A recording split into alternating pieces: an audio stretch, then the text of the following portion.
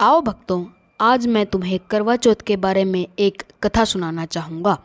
करवा चौथ का व्रत सुहागिन महिलाएं अपने पति की लंबी आयु और सुख समृद्धि के लिए रखती हैं। इस व्रत के दौरान शाम को पूजा के समय कथा सुनने का विशेष महत्व है। सबसे प्रसिद्ध कहानी रानी वीरवती की है। बहुत समय पहले की बात है। इंद्रप्रस्थपुर नगर में वेद शर्मा नामक एक ब्राह्मण रहते थे। उनके 7 पुत्र और वीरवती नाम की एक गुणवती पुत्री थी। 7 भाइयों की अकेली बहन होने के कारण वीरवती घर में सबकी लाडली थी। भाइयों ने अपनी बहन का विवाह एक योग्य ब्राह्मण युवक से कर दिया। विवाह के बाद पहली करवा चौथ पर वीरवती अपने मायके आई हुई थी। उसने अपनी भाभीियों के साथ पति की लंबी उम्र के लिए करवा चौथ का व्रत रखा। दिन भर के कठोर उपवास के कारण वह भूख प्यास से व्याकुल हो उठी और चांद निकलने का बेसब्री से इंतजार करने लगी।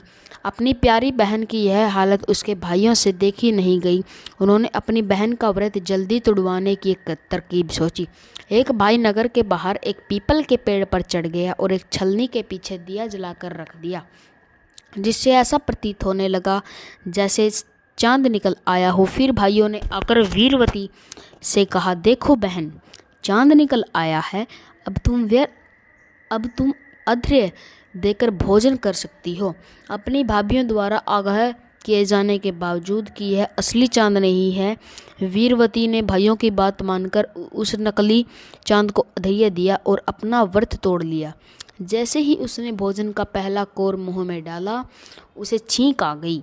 दूसरा कौर में बाल निकल आए और तीसरा कौर मुंह में डालते ही उसे अपने ससुराल से पति के बीमार होने का समाचार मिला। वह तुरंत अपने ससुराल की ओर भागी। रास्ते में उसे भगवान शिव और माता पार्वती मिले। माँ पार्वती ने वीरवती को बताया कि उसके भाइयों के धोखे के कारण उसका व्रत खंडित हो गया है, जिसके परिणाम स्वरूप उसके पति की यह दशा हुई है। वीरवती अपनी गलती के लिए क्षमा मांगने लगी। तब माता पार्वती ने उसे सांत्वना देते हुए कहा, तुम पूरी श्रद्धा और भक्ति से पुण्य चतुर्थी का व्रत करो तो तुम्हारा पति ठीक हो जाएगा। वीरवती ने ऐसा ही किया। उसने पूरे साल हर चतुर्थी को व्रत रखा और पूरी श्रद्धा से करवा चौथ का व्रत किया।